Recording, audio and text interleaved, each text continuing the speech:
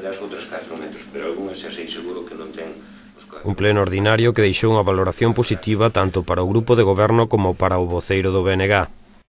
Un pleno, en principio, con bastantes acordos, non? Con moitos acordos.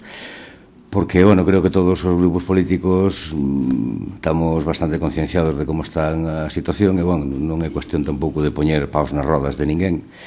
E, bueno, o goberno tampouco que trouxera demasiadas cousas a pleno, pero todas as mocións que presentamos os grupos da oposición, pois moitas foron aprobadas por unanimidade, cousa que me parece ben, que houve certo consenso nas obras, o mellor non na prioridade delas, pero sí na hora de facelas, e, bueno, o tema da recollida de lixo ou outro tipo de propostas que ali se fixeron no pleno, e a min os plenos onde hai consenso, onde hai acordos, son plenos que suelo valorar con moi positivamente.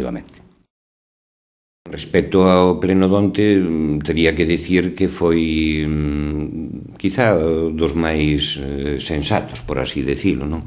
Houve cousas as cousas do orden do día que se aprobaron por unanimidade, que despois no capítulo de mocións que houve, bueno, pues, certas discrepancias en algunhas cousas, pero en moi poucas, non?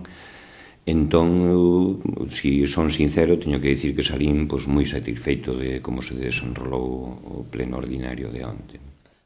Ante a imposibilidade de facer hoxe as valoracións e análises do pleno por parte dos voceiros do Grupo Socialista e do Popular, trataremos de amosarlles ambos os dous puntos de vista nos vindeiros días.